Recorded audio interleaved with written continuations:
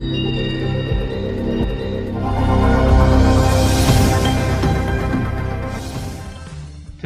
we're going to learn how to do accounting with no nonsense, no fluff, no frills, just what you need to know.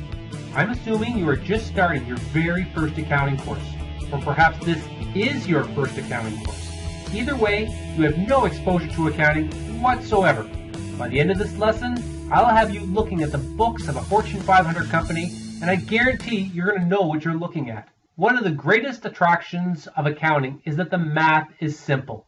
It's not like calculus or trigonometry, where you need a scientific calculator to determine an answer that's just a number. Accounting only requires your basic 4-function calculator. In fact, you don't even need multiplication and division functions to do accounting. But the best part of all is that accounting math always balances. This keeps you on track and makes you feel warm and fuzzy inside when you're done. The most important formula in all of accounting land is this one. Assets must equal liabilities plus equity. Equity is a residual amount that represents the value of your interest in the business. In fact, let's do some simple algebra to rework this formula to give you proof. The value of the assets you own, less any liabilities you owe to others, equals your equity.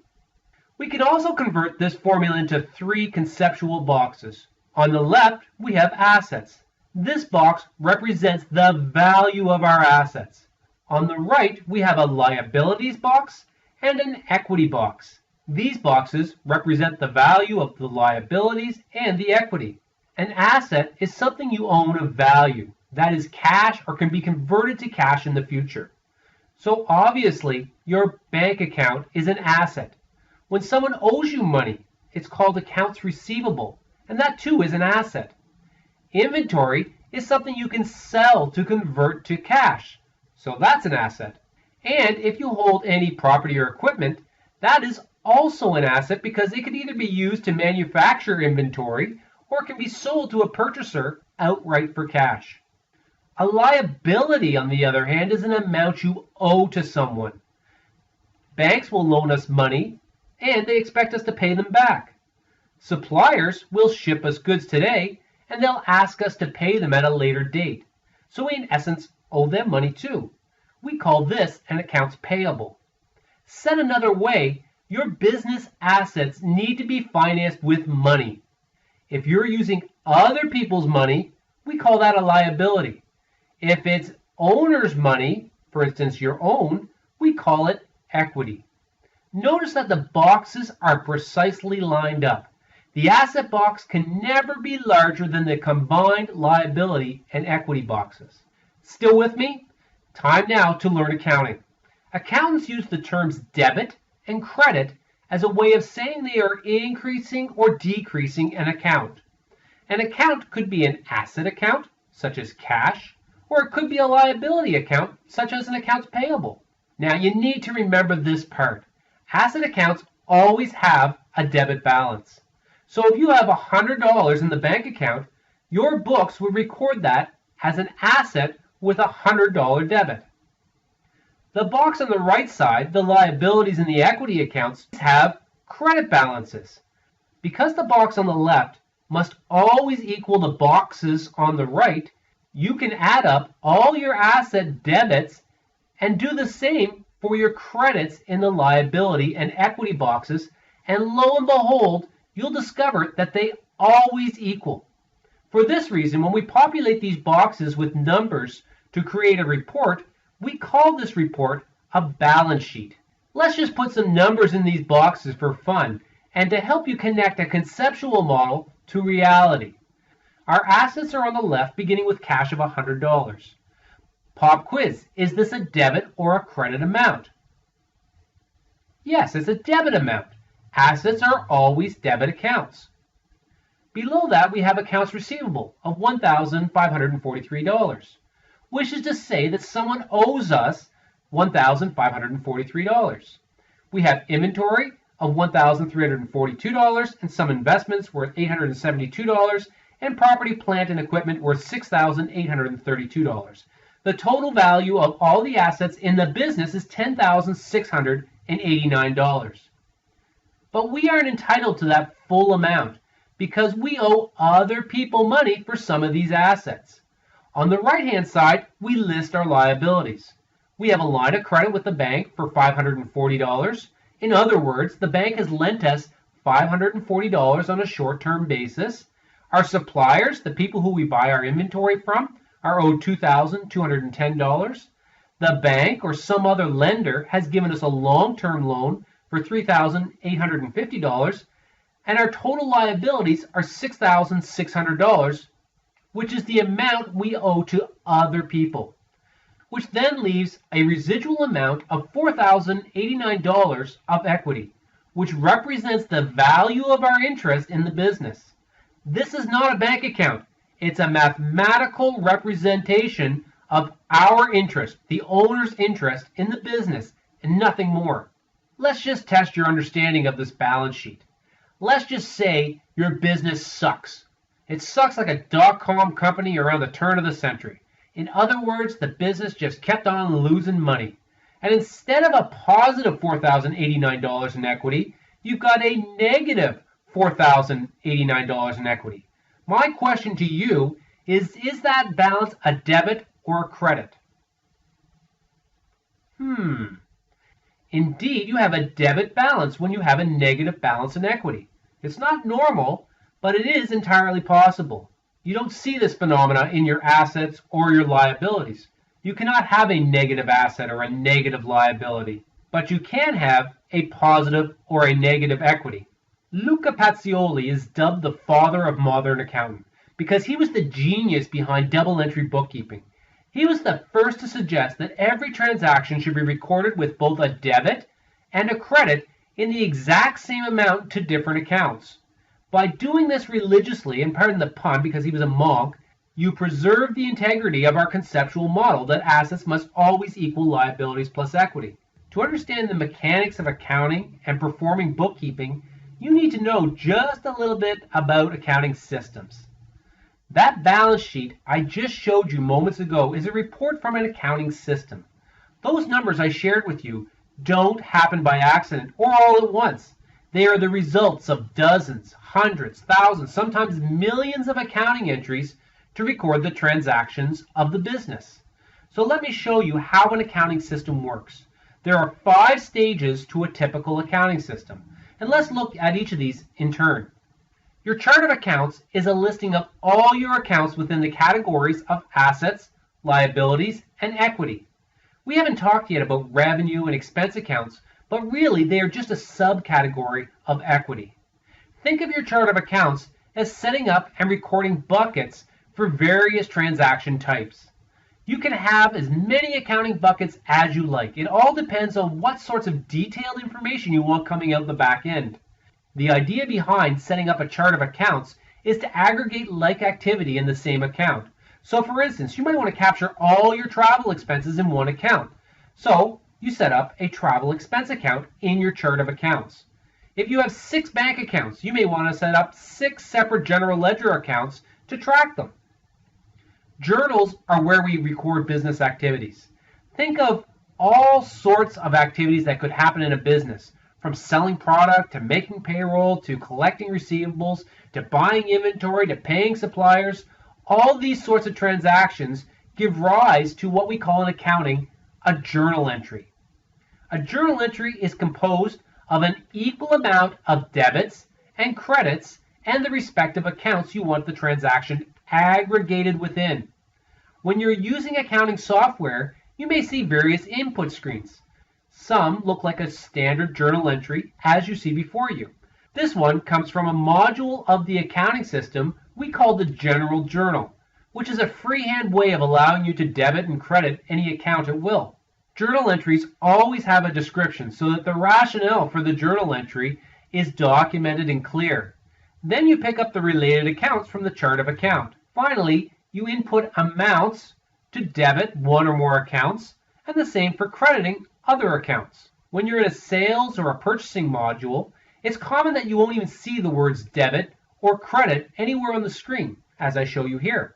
However, rest assured that in behind the interface, the system is doing the matching of the debits and the credits on your behalf. All these debits and credits get added together in what we call ledgers. A general ledger will give you the details of all transactions that have been posted to a particular account. So here I'm showing you the general ledger detail of the cash account. There are 3 debit entries for cash that has been received and deposited of $100, $200, and $500 respectively, and 1 credit entry for $800 for an expense. Note that these are 4 separate transactions with 4 separate journal entries. Now in this view, you're only seeing one side of the journal entry. To see the other side, you have to look in the other accounts. So for instance, the $800 travel expense was a credit to cash as cash left the business. And it was debited to the travel expense account for the same $800. A trial balance is a listing of all the balances in each of the general ledger accounts. Once again, Pazzioli's handiwork ensures that all the debits equal all the credits. The only thing relevant about the totals is that they match. The total number is otherwise meaningless. Once you have a trial balance, you can prepare financial statements, which we will cover in another lesson. And from the trial balance, we sort the accounts according to whether they are assets, liabilities, or equity. And for the time being, allow me to continue saying that the equity accounts include revenue and expense. We'll break out these accounts into a separate statement in a moment. Compare this statement to our conceptual model. Assets total $276.85. This is a debit balance. Liabilities total $822.50. This is a credit balance. Equity is a negative $545.65. Is this a debit or a credit? That's right, it's a debit because the business has lost $595.65 so far. If the business had earned income, it would have been shown as a positive number and a credit balance.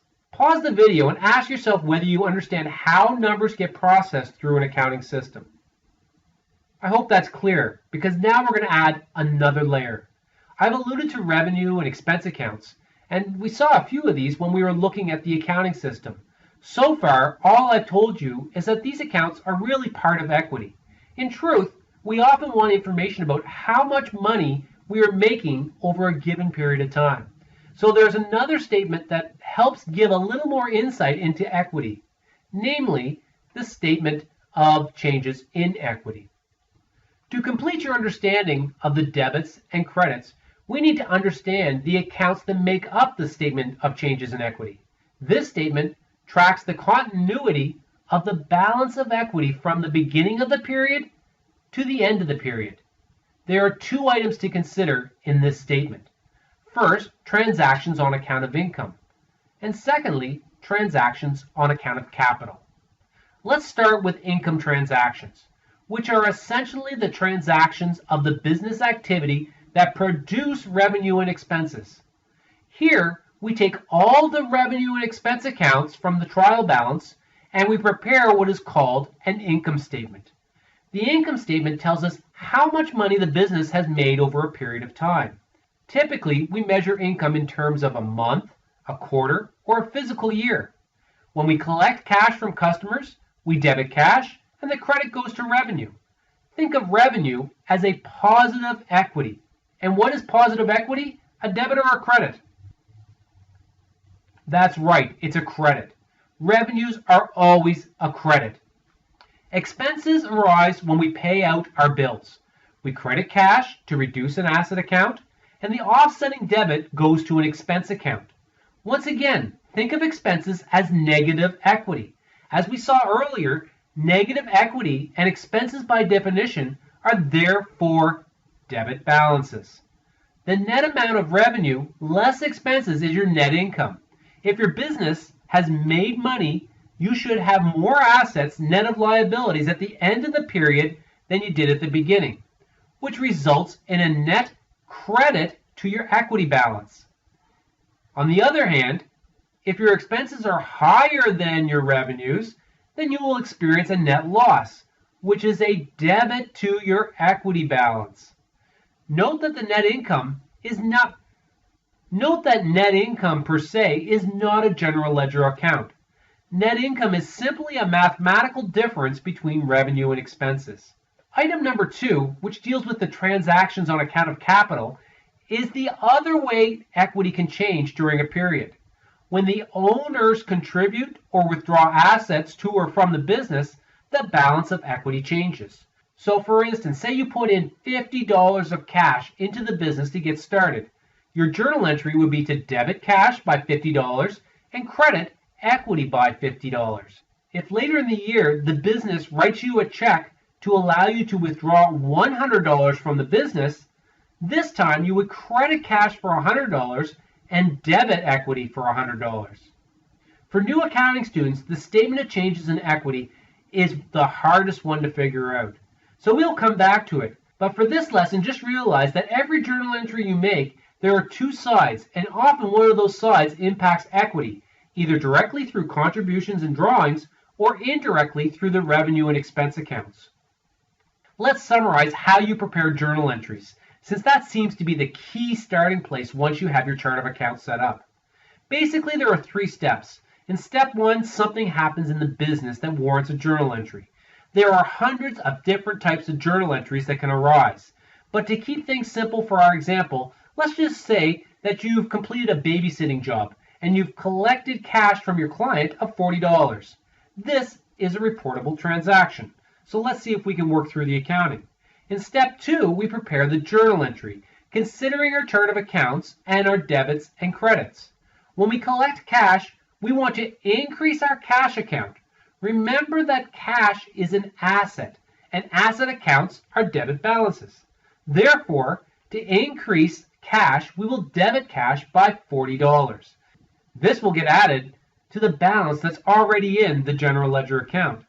But now we need the other side of the entry. We need to think of an account to credit. The credit side does not impact the liability account because we don't owe that $40 to anybody. In fact, it's ours to keep, so it must go into equity.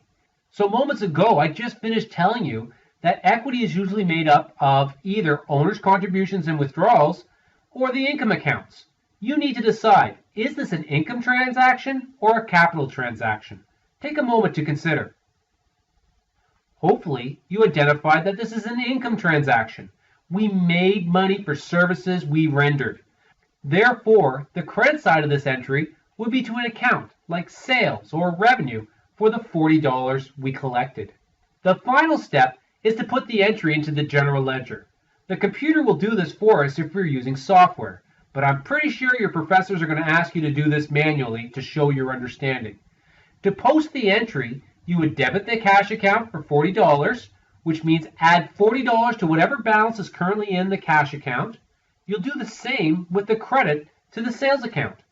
In later lessons, I'll demonstrate the mechanics using a spreadsheet. Et voila! Your entry has been posted and you can move on to your next transaction. So let's summarize what you need to know from this lesson. First of all, assets must equal liabilities plus equity. Second, total debits must always equal total credits. Thirdly, there's no such thing as a one-sided journal entry. 4, every transaction must adjust at least 2 accounts, 1 credit and 1 debit, though you can have more than 2 accounts included in the same journal entry, but that's another lesson. Number 5, assets must have debit balances, liabilities must have credit balances. Finally, number 6, the change in equity must be reconciled by calculating net income and adjusting for owner contributions and drawings. Do you think you got it? Time now to show you what this looks like in the real world. I present to you the financial statements of Home Depot, one of the world's largest retailers. I know what you're thinking. 15 minutes ago, you'd never heard of accounting, and now I'm about to show you the financials of one of the largest companies in the world. But I believe in you, and I think you can do it. Let's start with the balance sheet. There are the total assets, $40 billion and change, which balance to the total liabilities and equity. Notice the various types of assets, most of which we talked about. We'll save goodwill for much later lessons. We have liabilities, $28 billion in all, payables and debt, just like I told you. A few accounts, like deferred income taxes, are dealt with by those of you who will go on to intermediate accounting in your 2nd or 3rd year program. And stockholder equity. This is a little bit more complicated than what I presented, but the idea is exactly the same. The Home Depot has $12.5 billion of equity on the books. But the balance sheet alone doesn't tell us the whole story about what happened throughout the year, only where the company is on February the 2nd, 2014. To get the rest of the story, we need to drill further into the changes in equity. So let's bring up the statement of changes in equity. The first line says net earnings. Aha! We know where this comes from. This comes from the income statement. The Home Depot has about $79 billion in sales, which is a credit in the accounting system, and generated positive income and positive increase in equity of $5.4 billion. That's one heck of a big credit. So that explains a big part of the change in the equity. The rest of the change in equity comes from contributions and withdrawals. So by looking down the statement further, we see that there was some stock options exercised. This is a positive contribution to equity, as when you exercise a stock option, an owner gives the company money and the company issues stock. We'll ignore the stuff in the middle, as this is advanced accounting stuff. But at the bottom, we have dividends, which are showing as a negative number, because the shareholders of Home Depot are taking a cut of the money earned by the company. Holy crap, did you just understand the statements of a Fortune 500 company? I surely hope so. It's the first step to becoming an accountant. Finally, if you want to practice your journal entries more, I've literally got an app for that. Download General Ledger to your electronic device today. It'll allow you to practice anywhere, anytime. It'll also connect you to resources on my website. So have some fun with it, and in no time at all, you'll master the debits and credits. That's all for this lesson, but be sure to look for other lessons to help you develop your bookkeeping and accounting skills.